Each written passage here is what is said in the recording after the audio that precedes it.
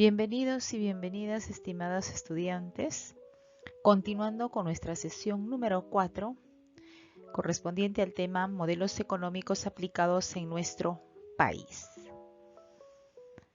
Bien, estimados estudiantes, los temas a desarrollar es la heterodoxia populista, la política neoliberal y los momentos de crecimiento económico peruano. Terminando la sesión, ustedes van a identificar los modelos económicos aplicados para conocer el proceso actual que se está viviendo. Heterodoxia populista. Dentro de la heterodoxia populista, vamos a ver al gobierno de Alan García, ¿no? Correspondiente a su primer periodo, ¿no? Su primer periodo que se da en 1985 a 1990. Bien, ¿por qué se caracteriza este gobierno, no? Bueno, abarca también dentro de la década perdida. Recuerden que la década de 1980 es conocida en América Latina como la década perdida, ¿no? Que afectó en realidad pues a todos los países latinoamericanos, sino que a nosotros nos llegó digamos, valga la redundancia, afectar un poco más porque estuvo la presencia de Sendero Luminoso y el MRTA, ¿no? Entonces ello, digamos, trajo como resultado de que muchos empresarios se fueran de nuestro país, ¿no? Apostaran, ¿no? En invertir en nuestro país. Entonces el resultado va a ser que no va a haber empleo, ¿no? Y si no hay empleo, entonces ahí viene el problema, ¿no? Con la población, la crisis, las protestas que se llegan a dar, ¿no?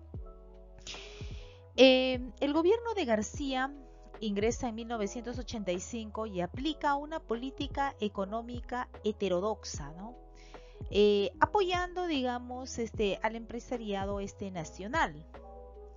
Que la idea era buenísima, ¿no? Pero la situación, recordemos, en nuestro país era crítica. Estábamos pasando ya una inflación, ¿no? Dejado por el gobierno anterior de Fernando Belaúnde Terry.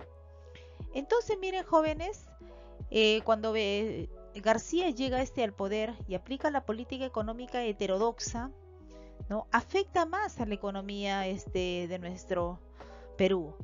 ¿De qué manera lo llega a afectar? Porque, miren, deja incluso de pagar lo que es la deuda externa o se limita a un 10% de las exportaciones, lo cual eso nos trajo resultados negativos porque el Fondo Monetario Internacional ya no nos quiso prestar nada.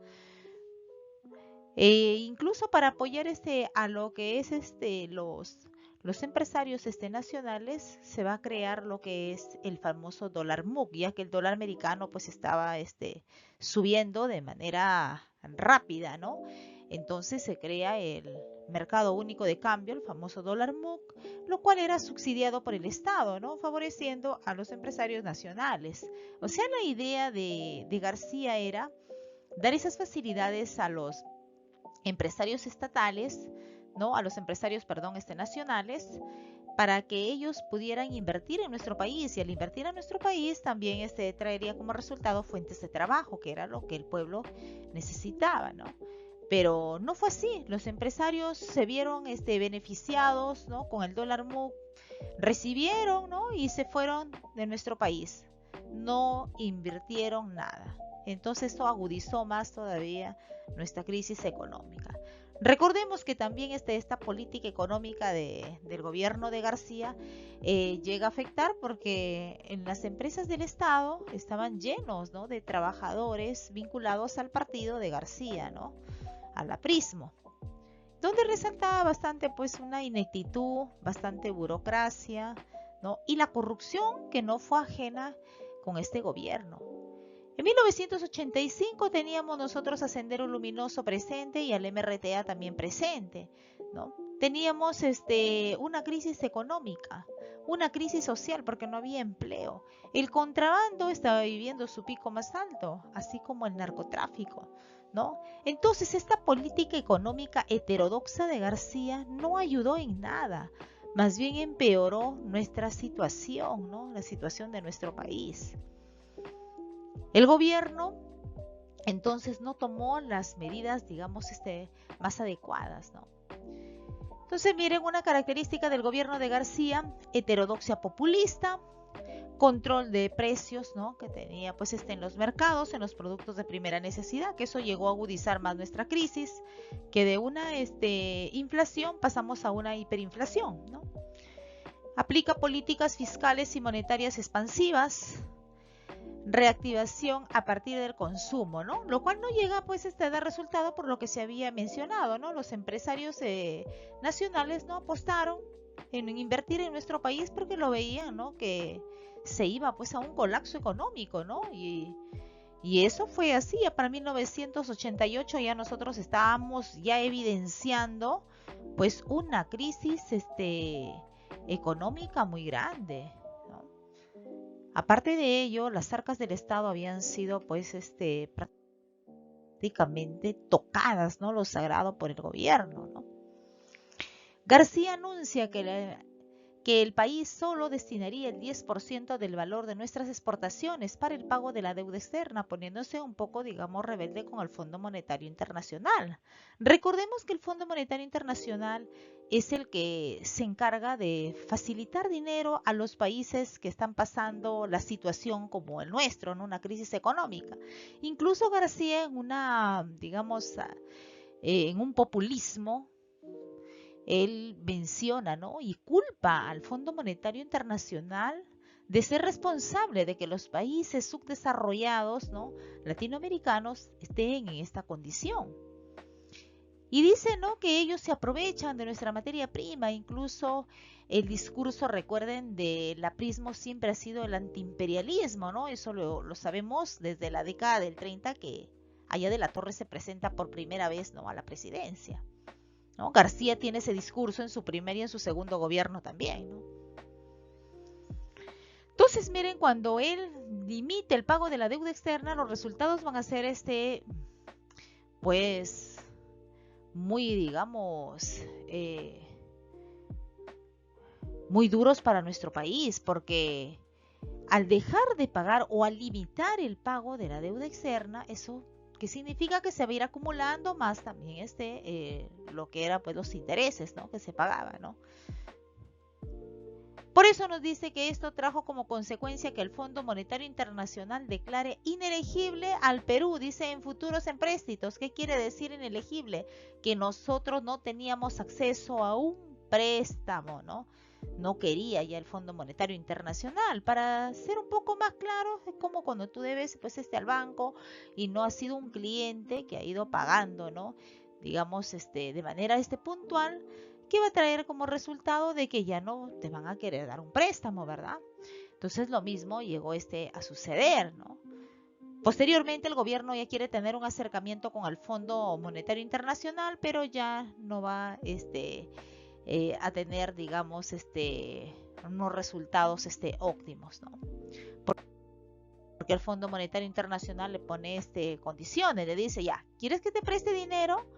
Pero págame las moras, ¿no?, lo que tú me estás debiendo. Ni siquiera te está cobrando pues la deuda, sino las moras, ¿no? Y nosotros no teníamos absolutamente nada porque García había sacado el dinero que teníamos nosotros de nuestras reservas, ¿no?, de las arcas del Estado, ¿no? Un dinerito que nosotros tenemos para llegar a utilizarlo en periodos de emergencia, ¿no?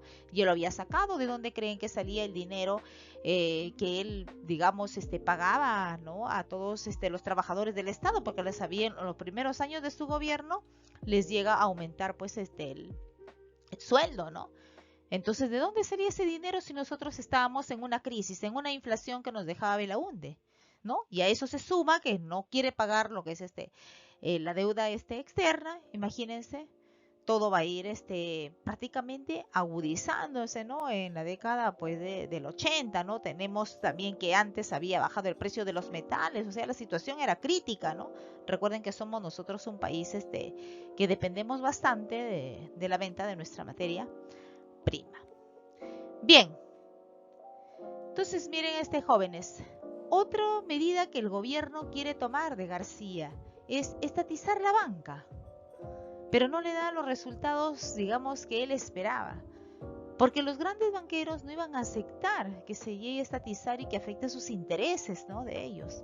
No lo aceptarían, y ahí sale el Movimiento Libertad, ¿no?, liderado por el ex candidato a la presidencia, Mario Vargas Llosa, ¿no? Entonces, no aceptan, hay un fracaso y la crisis cada día era peor.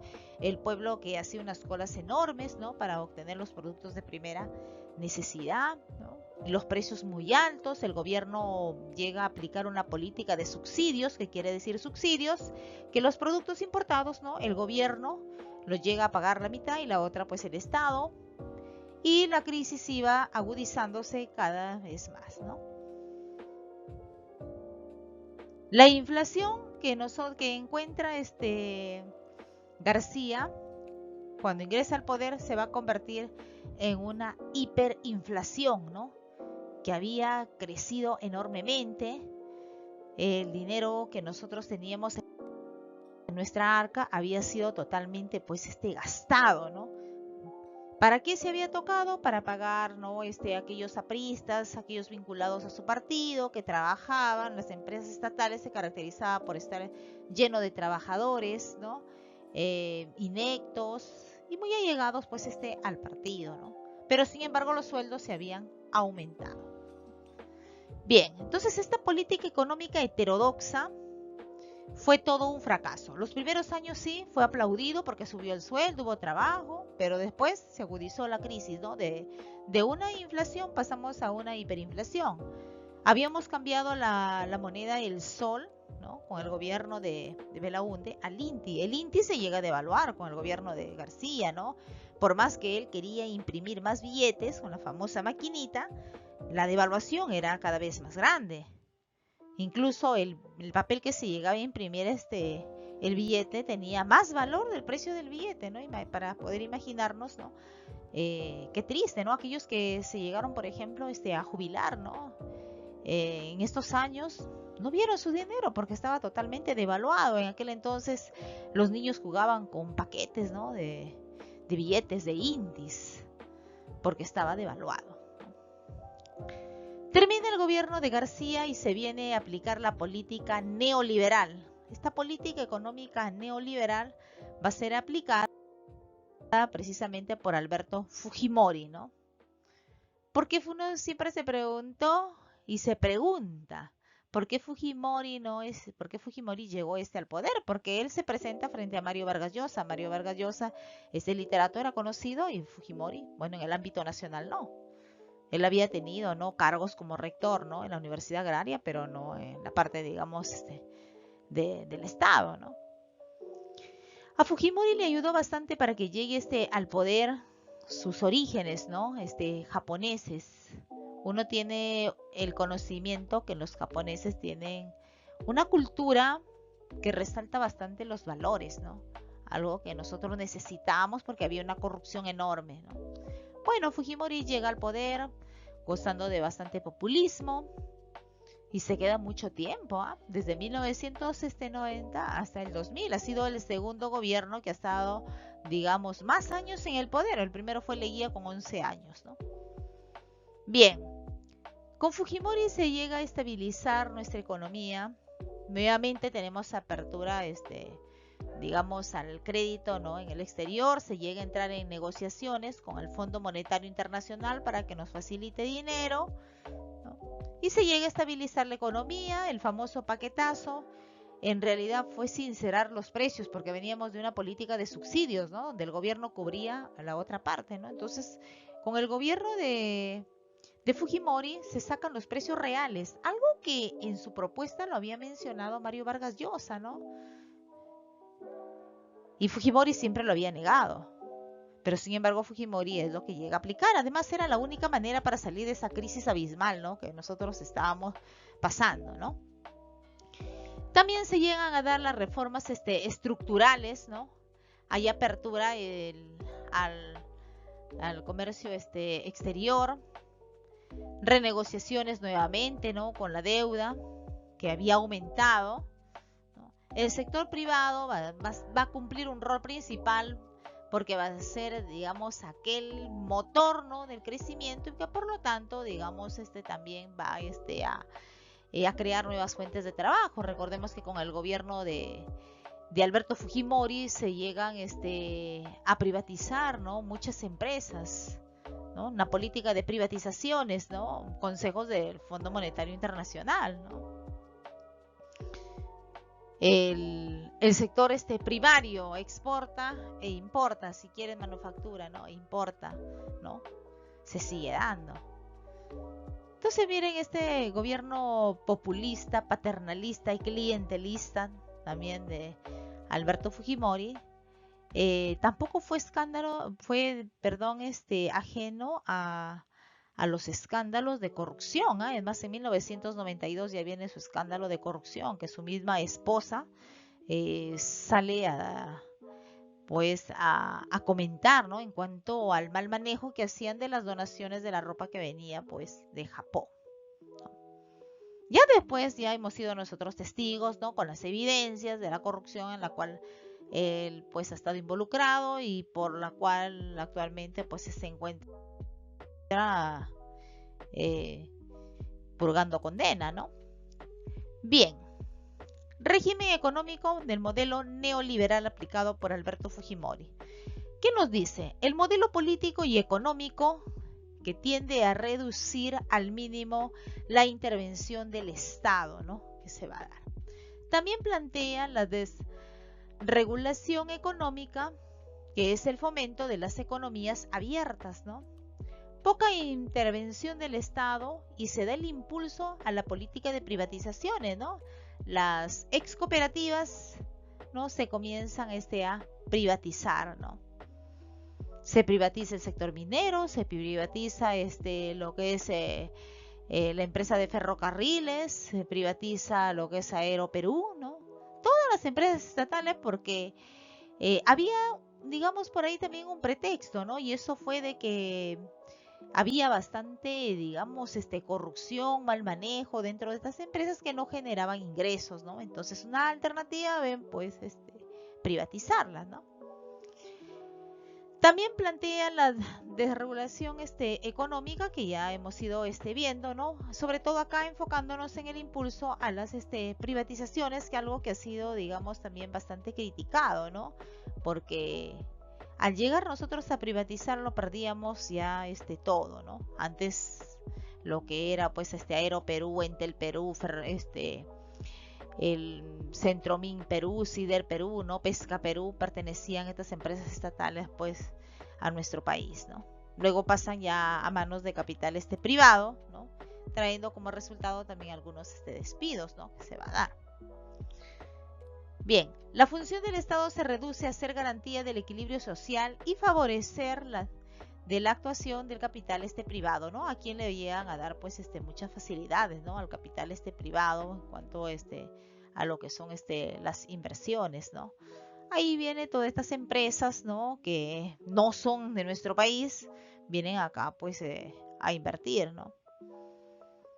Por un lado genera fuentes de trabajo, pero por el otro lado, digamos, también llega a darse despidos, ¿no? Porque aquellos que trabajaban en las haciendas, bueno, cooperativas que después pasaron a llamarse con el gobierno de Velasco, había todavía pues por ahí mucha burocracia, mucha corrupción, no había objetivos muy claros, por eso que los productos que ellos sacaban eran muy bajos, ¿no? Por ejemplo, en el caso de la Costa Norte, antes de que se llegue a privatizar estas empresas azucareras, algo característico de ellas era de que sus productos los sacaban de muy mala calidad, que incluso no querían comprar el azúcar producido por la Costa Norte, sino más bien veían como opción al importado, ¿no? Bien, las medidas económicas tomadas por el gobierno de Fujimori con su política neoliberal. Una de las medidas económicas cuando llega al poder es fin del régimen del control de precios y de subsidios que habían sido, recuerden, establecidos por el gobierno de García. Otra medida económica que toma Fujimori fue eliminar el famoso dólar MUC, mercado único de cambio, ¿no? Que favorecía solamente a un sector. Otra medida es cambiar de moneda y fin de la emisión inorgánica, ¿no? De la moneda que en aquel entonces estaba pues vigente, ¿no? Entonces los intis quedaron atrás y pasamos nosotros al nuevo sol, ¿verdad? Otro punto también es la reducción de gastos sociales, reducirlo porque lo que se quería era recuperar nuestra economía. Nuevamente llegamos a entrar en conversaciones con el Fondo Monetario Internacional y llegamos a tener, digamos, nuevamente esa cercanía para tener acceso a un crédito, ¿verdad? No solamente con el Fondo Monetario Internacional, con el Banco Mundial, el Banco Interamericano también, ¿no? También se da la eliminación de todo proteccionismo a la industria nacional, ¿no? Algo que se había iniciado con el gobierno de García, ¿no? Que en realidad fue un populismo más. La política de privatizaciones y la flexibilidad laboral también. Bien, momentos de crecimiento económico. Así como hemos visto las políticas pues económicas aplicadas en nuestro país, también nosotros hemos tenido muy buenos momentos de crecimiento económico y vamos a ir mencionando. Como estamos observando acá, por ejemplo, en este cuadrito, ¿no? Acerca de estos momentos económicos, vemos, ¿no? Que hemos tenido cuatro momentos, asumo que el quinto se vendrá con nuestro litio, ¿verdad? Bien. El primer momento lo vinculamos nosotros en estas fechas de 1830 hasta 1876. Estamos hablando del primer militarismo, ¿no? Y tiene que ver con qué? Con la venta del guano de las islas, ¿no? Gracias a este viajero, Alexander von Humboldt, que le llamó bastante la atención para que llegaría a servir, ¿no? El excremento de estas aves.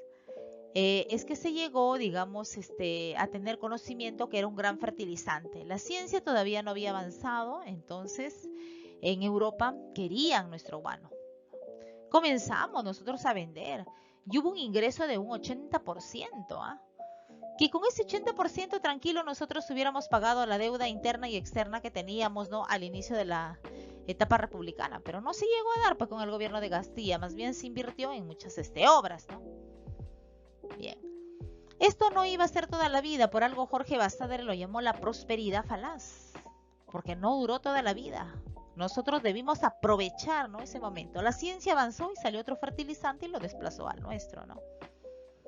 Incluso los que más se vieron beneficiados eran, por ejemplo, los criollos, ya que ellos se creían con muchos derechos, ¿no? Por ser hijos de padres españoles, decían, o estafaban, mejor dicho, el Estado diciéndole, dame un porcentaje, yo vendo el guano a Europa.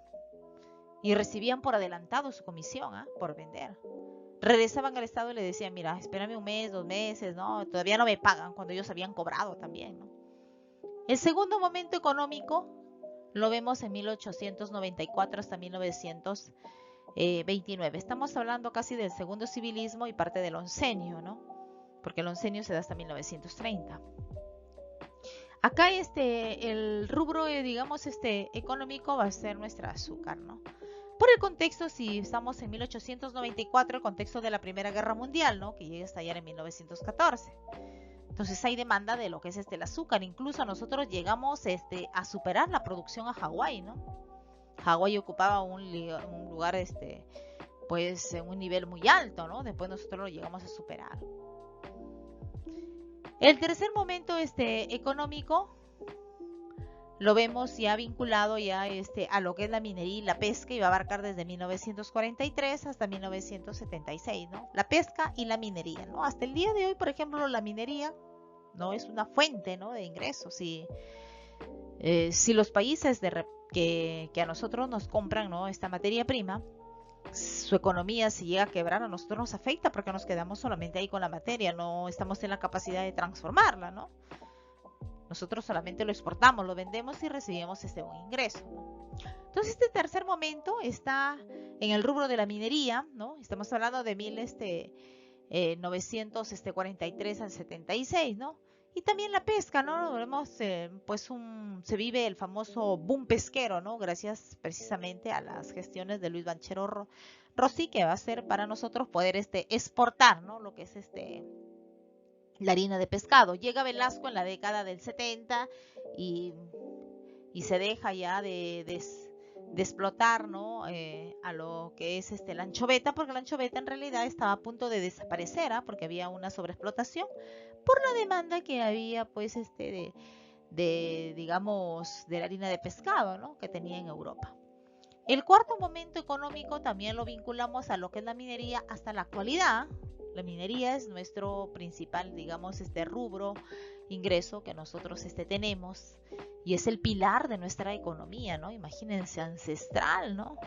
A pesar que fue saqueado y todo, ¿no? Con la llegada de españoles, pero nosotros todavía seguimos teniendo este mineral, ¿no? Tenemos tantos recursos, ¿no? Tantos recursos naturales, minerales, patrimonios culturales que generan pues un ingreso para el turismo. Pero aún así seguimos nosotros pues siendo un país subdesarrollado, ¿no? Es porque la corrupción es muy grande, ¿no? En nuestra sociedad. Bien, entonces miren jóvenes, ¿a qué conclusiones hemos llegado de esta sesión número 4? Que la economía de nuestro país es una economía social de mercado emergente caracterizada por un alto nivel del comercio exterior y una economía de ingresos de medios altos, según la clasificación del del Banco Mundial, ¿no? Seguimos siendo hasta la actualidad un país subdesarrollado que solo nos quedamos en el sector primario porque exportamos nuestra materia prima, ¿no? Y si queremos algo, importamos la manufactura, que muchas veces estos productos fueron elaborados o fabricados con nuestra materia prima, ¿no? Entonces esta característica, por ejemplo, ¿no? Exporta e importa se viene dando desde hace muchas décadas, ¿verdad? No hemos dado ese pasito todavía para nosotros poder industrializar, ¿no? Recordemos que con Velasco hay un inicio, ¿no? De industrialización. Los productos eran un poco caritos y de baja calidad, ¿no? Y eso trajo como consecuencia un descontento por parte de muchos de los peruanos, ¿no? Pero miren cuántas décadas ha pasado, hubiéramos mejorado, ¿no? Les pongo un ejemplo, China. China, antes sus productos nadie quería comprarlos, eran descartables, nadie quería apostar por un producto chino. Decían, no, es producto chino. ¿Para qué lo vamos a comprar porque va a ser descartable? Miren hoy en día, ¿qué lugar está ocupando China, ¿no? Nosotros también hubiésemos podido mejorar. Ya hubiésemos mejorado, ¿no? Imagínense cuánto tiempo, pero bueno, solamente duró el gobierno de las Fuerzas Armadas 12 años, el de la primera fase de Velasco y de segunda de Morales Bermúdez, ¿no? Y después se viene la década del 80, viene el segundo gobierno de Fernando Belaúnde Terry y prácticamente todo lo que se había avanzado quedó atrás, ¿no? Se empezó de cero. Ni siquiera puntos importantes de la reforma, digamos, educativa se tocó, porque hubieron puntos importantes de la reforma educativa, ¿no? No se rescató. Y es como hoy en día nosotros lo estamos viendo. Bien, jóvenes, estamos terminando entonces esta sesión, número 4. Acá está la bibliografía. Les dejo una frase, ¿no? De gran Jorge Basadre. La primera cosa que tiene que hacer toda auténtica juventud es aprender a no venderse. El deber fundamental de un joven es la decencia sustancial, ¿no? A no venderse. Cero corrupción, ¿no? Bien, chicos, me despido. Hasta una nueva oportunidad para poder desarrollar otra sesión. Muchas gracias.